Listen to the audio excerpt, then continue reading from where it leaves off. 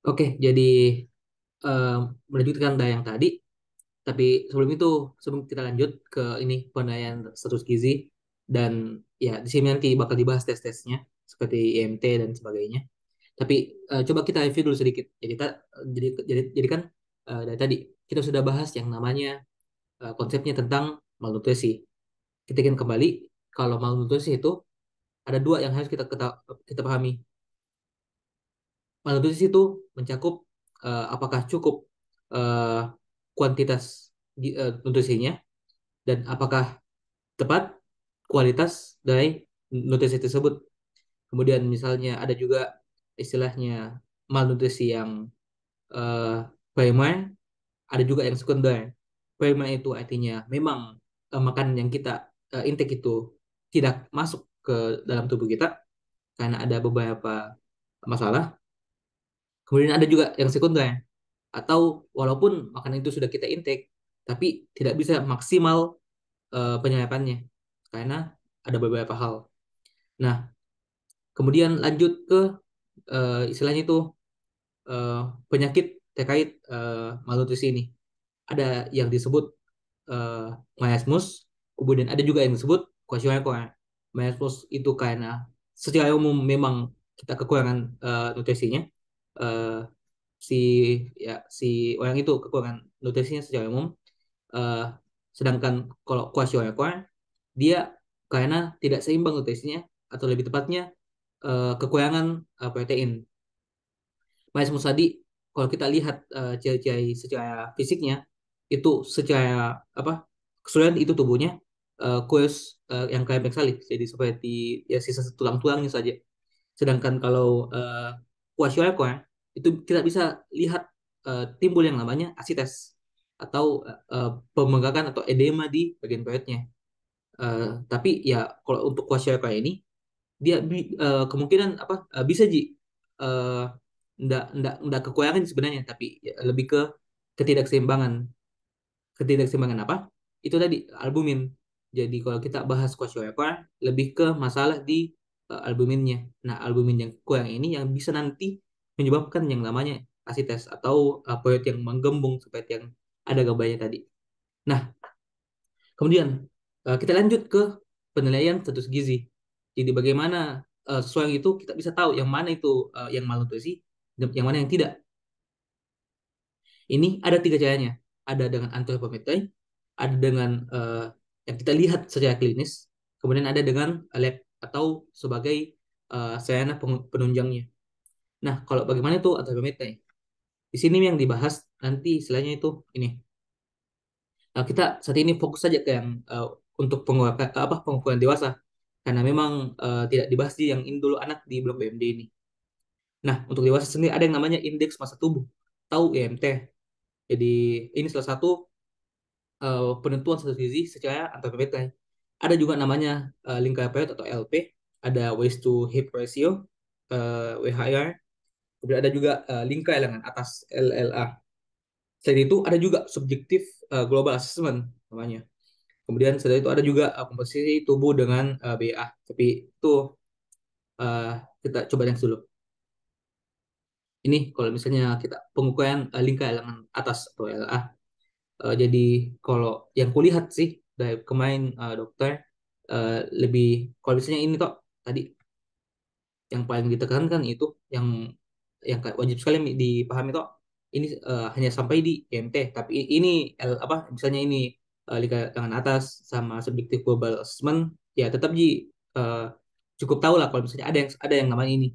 Dan kayak misalnya kok kenapa kayak perlu misalnya sudah ada IMT, kenapa perlu lagi tes-tes yang lainnya, kenapa misalnya ada lagi LLA, kenapa ada lagi yang namanya subjective global assessment SGA, karena kan enggak semua ini kita bisa selalu pakai IMT. Misalnya ada pasien yang tidak bisa misalnya kuat tinggi badannya karena dia apa atau berat badannya karena dia lagi apa lagi ya tidak bisa berdiri seperti itu karena kan habis operasi misalnya, ya kita bisa pakai yang lain misalnya dengan ukuran lingkar lengan atasnya seperti itu. Jadi misalnya ini juga subjektif global assessment ya kalau misalnya memang itu pasien ya sisa apa susah kalau misalnya mungkin lakukan misalnya tes yang lain seperti itu gambarnya. Jadi ini kalau misalnya IMT, jadi IMT ini kan ya ada rumusnya, yaitu berat badannya dalam kilogram dibagi tinggi badannya pangkat dua dalam meter. Jadi yang penting dari ini, yang pertama harus dipahami dulu ini rumusnya. Intinya rumusnya apa kan jelas betul di sini. Ya berat badannya dalam satuannya kilogram ya dibagi tinggi badannya pangkat dua dalam satuan meter. Nah, yang perlu dipahami ini juga jadi interpretasinya. Jadi kapan disebut itu eh, apa normal di status gizinya? Kapan itu apakah dia apa malnutrisi atau overweight? Jadi ya pertama ya lihat saja dulu apa kita mulai dari yang normal saja karena kan kalau misalnya ditahu normal ya bisa mikir kira-kira nanti apakah si orang ini ya malnutrisi atau overweight sampai obes. IMT yang normal itu ya 18,5 sampai 22,9. Berarti yang ada di atas, kalau misalnya ada di atas 22,9 ya bisa dibilang itu overweight sampai obes. Kalau misalnya di bawah 18,5 berarti dia sudah masuk nih di bagiannya malnutrisi. eh Harusnya sih apa yang ku tangkap juga ya jangan-jangan gitu sampai dibedakan sekali. Misalnya itu ada malnutrisi berat. Jadi kalau saya sendiri kan eh, yang saya ya satu juga apa sebenarnya yang normalnya saja 18,5 sampai 22,9. Ya di atasnya itu sudah masuk nih overweight ya sama obes. Kalau dia di bawahnya 18,5 ya masuk nih malnutrisi. Jadi tapi kalau misalnya mau hafal sedetail begini berarti juga tidak ada yang lain. Oke. Jadi ini tadi IMT. Jadi review lagi. Rumusnya itu berat badan dalam satuan kilo dibagi tinggi badan pangkat dua dalam satuan meter. Yang intervensinya yang normal itu ya 18,5 sampai 22,9. Ya yang di atas itu ya dia bisa masuk overweight atau obes. Yang di bawah 18,5 ya dia masuk malnutrisi. Seperti itu. Dan ada juga ini apa kalau misalnya mau tes lingkar pinggang ini apa batas-batasnya. Kemudian tapi kayaknya ya nice to know. Ini juga ini berat badan ideal ya cukup penting sebenarnya. Dan nanti bakal dipakai untuk ukur apa basal metabolic atau kebutuhan eh, ya kebutuhan energi basal. Jadi intinya ini berat badan ideal langsung misalnya jadi 90% dari tinggi badannya dikurang 100. Tinggi badannya ini dalam satuan apa istilahnya? Sentimeter ya harusnya. Ya, sentimeter. Jadi ya itu jadi 90% dalam apa dikali tinggi badannya dikurangi 100. Ini penentuan hasil gizi untuk pasien yang tidak dapat ditimbang. Jadi kalau misalnya itu tadi kan berarti kalau mungkin oke tinggi badan pastinya ya harus berdiri itu. Nah bagaimana kalau misalnya pasiennya ini ya cuma bisa baring, toh? Jadi bagaimana caranya? Kira-kira ya pakai yang namanya itu tadi eh subjective global assessment atau SGA ini. Jadi kita ya tanya-tanya saja. Jadi kita cari apa historinya atau eh, ya kita isi ini semua. Jadi nanti bakal ada di Epindakus itu sih nanunya apa di istilahnya kayak bagaimana penilaiannya. Tapi ya nasional saja apa sebatas tahu aja dulu kalau ada yang namanya ini subjektif global assessment. Ini semua toh nanti bisa dibaca sendiri. Yang lebih lengkap itu ada di PPT aslinya Dr. Agus. Oke. Ya, kemudian ini penentuan status gizi kalau bisa kita melihat secara klinisnya, maksudnya yang kayak bisa kita lihat ya secara langsung. Jadi yang kayak kalau misalnya sudah ada manifestasi klinisnya, bisa kita lihat ini.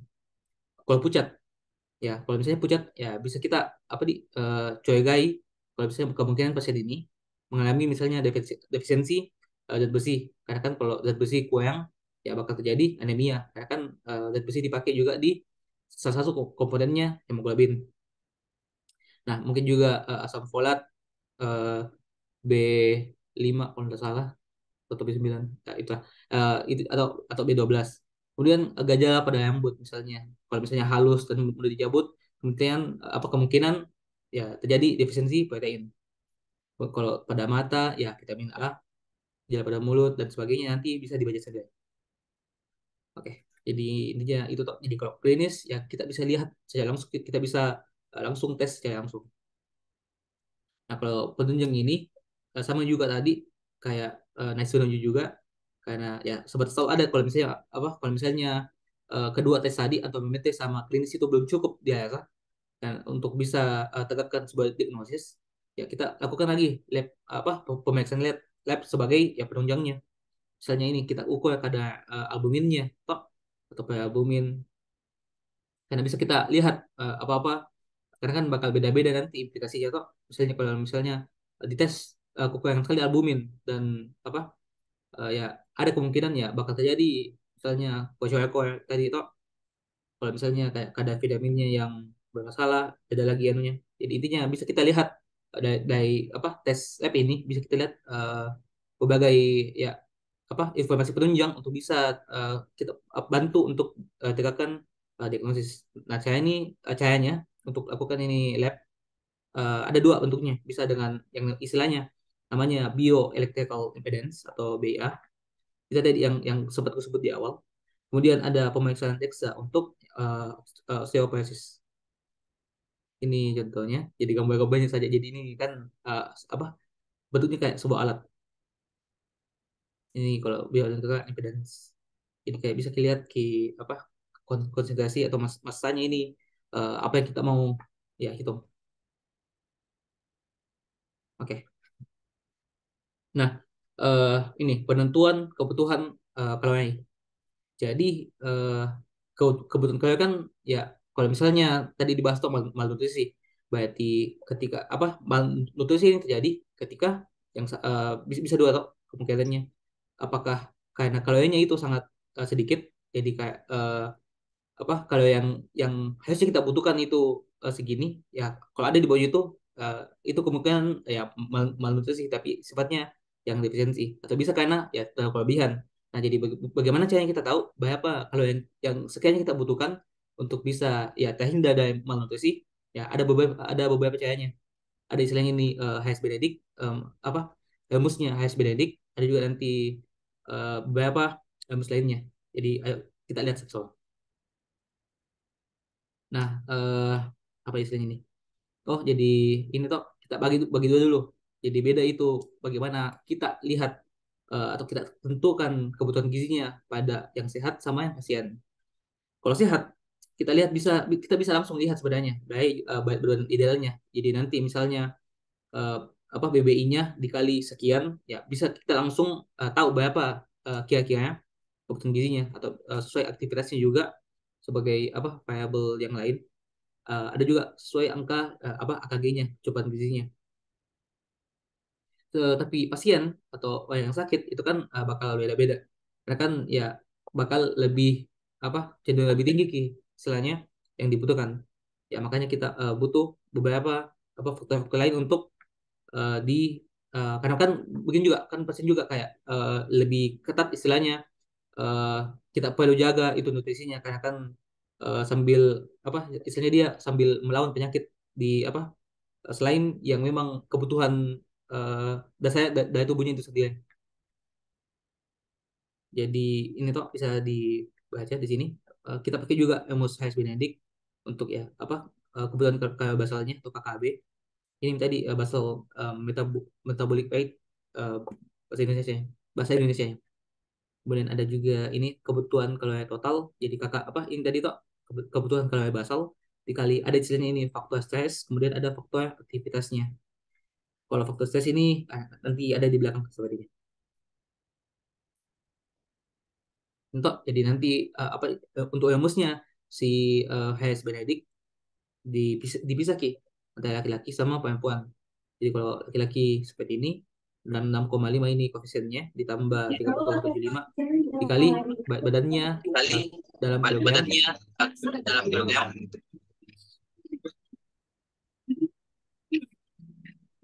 Oke, jadi ditambah 5 kali tinggi badannya dan sebagainya toh. Jadi kayaknya memang apa setahu juga apa kalau dari saya ya tidak mungkin juga ditanya ki ini si anunya bagaimana mus dari si anu. Intinya kayak perlu apa yang perlu dipahami di sini ya si Oyomus Hayes Benedict ini dipakai di mana? Ya untuk perhitungan kalorinya si pasien seperti itu. Jadi cukup tahu saja ada yang namanya Oyomus Hayes Benedict. Gunanya untuk apa? Untuk perhitungan ya kalori pasien seperti itu. Tapi kan tidak cuma tidak hanya satu ini sih apa Hemosize Benedict, karena kan ini sudah lama juga ditemukan, jadi ada kayak bentuk yang lebih modernnya istilahnya. Jadi ini namanya Mifflin Saint John equation yang lebih akurat di sini dikatakan tuh Diohemus Head Benedict yang apa nih istilahnya yang diperkirakan lebih 10% dari BMI atau KKB. Jadi dia sama-sama juga sebenarnya pakai berat badannya sama tingginya. Tapi juga mengukur apa umurnya. Karena kan tadi kalau yang Hayes Benedict cuma dipisah laki-laki perempuan. Ini termasuk juga dengan umurnya. Kemudian ada juga ini kebutuhan kalori totalnya. Jadi ini sebenarnya yang bakal apa yang saya kita dengar atau apa tadi misalnya apa yang biasanya kita dengar misalnya kebutuhan apa kalori harian itu sekitar 3.000-an atau 2.500-an. Nah, ini sebenarnya kebutuhan kalori total yang dibahas. Nah, bagaimana cara yang kita tahu itu? Itu rumusnya adalah kebutuhan kalori basal atau KKB tadi dikali dengan ada yang namanya faktor stres, kemudian faktor aktivitas. Kalau faktor stres itu kita lihat dari apakah ada penyakit atau tidak pada tubuh si pasien. Kalau tidak ada penyakit, ya dikali satu. Kalau ada faktor tunggal misalnya, ini seperti yang bisa dibaca. Kemudian stroke dan sepsis, jadi beda-beda. Jadi tergantung kepayahan dari penyakitnya. Kemudian ada juga yang istilahnya faktor aktivitas. Jadi kalau si pasien ini ya hampir tidak bergerak ya satu. Jadi ini dari apa kita lihat dari seberapa aktif si pasien ini melakukan sebuah aktivitas. Kalau misalnya aktivitas ringan ya 1,4 sampai 1,5. Jadi intinya tadi untuk bisa kita dapatkan kebutuhan kalori total itu ya rumusnya adalah kebutuhan kalori basal dikali plus stres dikali faktor aktivitas seperti itu. Nah, misalnya jamil dulu deh, coba lihat. Hmm, ya misalnya untuk ada pasien stroke hemoragik laki-laki 60 tahun. Nah, jadi ini ketika kita pakai mie langsung apa bembus-bembus yang tadi itu kan tadi kebutuhan kalori total itu ini kebutuhan kalori total itu kebutuhan kalori basal dikali faktor stres dikali faktor aktivitas. Nah, kita butuh dulu apa kita cari dulu ini KKB-nya, kebutuhan kalori basalnya. Ini tadi 66 ditambah 13,75 dikali berat badannya ini 55 ditambah 5 ini tadi 5 tadi ini koefisiennya jadi dikali dengan tinggi badannya 160 dikurang 6,8 dikali umurnya berapa? 6 60 ini. Jadi ya bakal dapat 1.218 kilo kalori. Kemudian ini 1,3 kan faktor stresnya karena dia ini stroke hemoragik. Kemudian dia ini apa istilahnya di di ICU jadi apa istilahnya 1,1 itu berbayang sedikit berbayang dan dia bisa sedikit bergerak. Tadi ini stroke 1,3. Nah, jadi pada akhirnya bakal didapat ya kebutuhan kalori totalnya itu adalah 1.742 kilokalori. Nah, nanti dari apa kebutuhan kalori total ini kan ya pasti kita bakal apa bakal terbagi lagi. Kayak kan misalnya eh, berapa banyak karbohidrat yang kita makan, jadi berapa banyak eh, kalori yang datang dari karbohidrat, seberapa banyak apa dari protein, lipid, vitamin, serat dan sebagainya. Jadi nanti ya, bakal terbagi lagi. Jadi nanti apa di sini Mi, kalau misalnya ini KKT kita lihat berapa kuantitasnya dari kalau yang kita dapat, tapi nanti ini bakal terbagi lagi untuk lihat Ki apakah komposisinya itu sesuai Ji atau tidak. Nah, untuk bahas jadi kita lanjut habis ini untuk bahas bagaimana itu untuk lihat Ki komposisinya. Nah, jadi tapi ada dulu ada kemarin juga yang sempat ditekankan oleh Dr. Agus mengenai ada yang istilahnya ini feeding syndrome. Jadi pemberian makan misalnya tuh ada orang yang kena marasmus. Jadi itu sebenarnya tidak boleh langsung kayak dikasih apa dikasih eh, nutrisi yang berlebih karena dia apa justru itu bakal berbahaya kalau misalnya tiba-tiba dikasih eh, nutrisi yang berlebih sekali. Jadi ya pelan-pelan saja karena kan butuh apa butuh juga adaptasi tubuh tak yang dari misalnya kayak kekurangan sekali apa malnutrisi berat tiba-tiba dikasih. banyak sekali supply apa asupan eh, nutrisi, itu juga bahaya bagi tubuh si pasien itu sendiri. Jadi ya pelan-pelan jadi ada perhitungannya juga, tapi ya intinya kalau sini nilai feeding kok kayak kalau misalnya ada apa masalah malnutrisi, kita obatinya itu kita berikan gizinya itu ya pelan-pelan saja, jangan langsung ya langsung banyak seperti itu. Kemudian ada juga ini istilahnya faktor-faktor yang mempengaruhi dietnya si individu ini. Jadi kalau secara kualitatif itu adalah itu kandungannya atau komposisi yang nutrisi yang masuk itu apa. Kemudian ada juga dari kuantitatifnya. Jadi berpengaruh juga sama tadi jenis kelamin, karena kan tadi kebutuhan kalori total yang didapatkan dari rumus-rumus tadi itu, dan itu mempertimbangkan juga jenis kelamin, umur, berat badan, tinggi badan, ya sama keadaan-keadaan yang tadi itu ada istilahnya faktor stres sama faktor aktivitasnya seperti itu. Nah, jadi eh, ya ini ada tiga langkah toh kalau misalnya kita mau menyusun apa misalnya menu makanan yang ya sesuai dengan kebutuhan kalori totalnya yang ya untuk dieta masing-masing. Jadi langkahnya itu ada tiga. Yang pertama, tentukan ya itu tadi, tentukan dulu kebutuhan energi apa kebutuhan kalori totalnya. Kemudian kita tentukan kebutuhan makro sama mikronutriennya. Kemudian ya kita pilih makanannya yang apa kira-kira yang sesuai. Nah, step satu tadi, ya kita tentukan dulu kebutuhan energinya yang kita butuhkan, sebenarnya berapa. Jadi tadi kita butuh yang namanya, ya kita butuh tinggi badan tak, kita butuh juga untuk mengetahui berat badan tak. Kemudian kita hitung EMT-nya untuk ya bagaimana status gizi kita, apakah kita normal, apakah kita overweight, atau kita ya malnutrisi yang kekurangan. Nah, baru kita cari tadi berat badan ideal. Nah, kan berat badan ideal itu kita butuhkan untuk cari kebutuhan kalori basal tak. Kemudian kita klasifikasi jenis aktivitas tak untuk cari tadi faktor aktivitasnya tak. Kemudian kita ya pastinya kita bakal perlukan juga bagaimana faktor resikonya untuk maksudnya untuk pasiennya. Faktor stresnya untuk si pasien. Kemudian ada ini ya kita mulai nih kalkulasi kebutuhan energi totalnya kalau kita sudah tahu semua ini. Nah, yang tadi tuh ukur tinggi badan dan berat badan ya kita tinggi badan bisa pakai ini kan. Ya, kalau apa berat badan bisa pakai eh, ya timbangan. Ya kita cari IMT jadi apa mereview lagi IMT itu berat badan dibagi tinggi badan pangkat 2 dalam berat badan satuannya kilogram, tinggi badan satuannya meter. Ini interpretasinya jadi yang normalnya itu 18,5 sampai 22,9. Ya di bawah itu malnutrisi, di atas itu overweight sampai obes. Kemudian kita lihat ini kenapa kita perlu tahu untuk apa IMT-nya ya untuk mengetahui status gizi kita bagaimana. Jadi kalau misalnya eh, jadi bisa bisa kita tentukan apakah kita mau defisit atau kayak kurangkan kalori kita kalau misalnya ya obes, atau ya kita mau surplus, kita mau lebihkan itu apa makanan tak tiap harinya apabila kita ya malnutrisi yang defisiensi. Nah, ini tadi apa mereview lagi juga tentang berat badan ideal. Jadi dia itu 90% dikali tinggi badan dalam satu senti dikurang 100.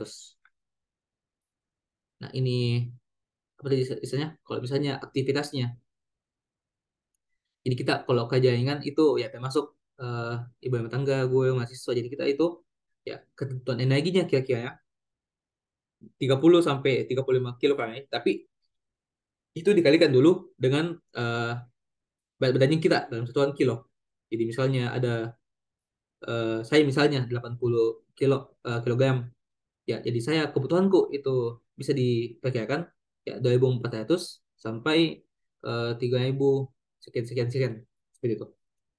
2.000 sekian sekian sekian. Jadi ya, jadi ini adalah kebutuhan energinya yang kita apa yang bakal kita cari adalah berat badan ideal tadi dikali ya eh, kilo kilo kalorinya. Kalau misalnya dia hamil, apabila ya yang mau kita ukur itu hamil, ya kita tambahkan 180 sampai 300. Kalau laktasi kita tambahkan 500 kilokalori. Nah, kalau misalnya ini untuk tentukan makro sama mikronutrien yang kita butuhkan. Jadi ya ada tiga sumbernya ini lagi, ada dari karbohidrat jelas, ada dari lemak, ada dari protein. Jadi ini makronutrien yang kita butuhkan yang utamanya. Kebutuhan protein. Kalau protein itu kurang lebih 10 sampai 15% dari energi total atau kebutuhan kalori total yang sudah kita tentukan tadi. Kemudian ada kebutuhan karbohidrat, dia itu 60 sampai 65% energi total. Kalau lipid dia itu 20 sampai 30%.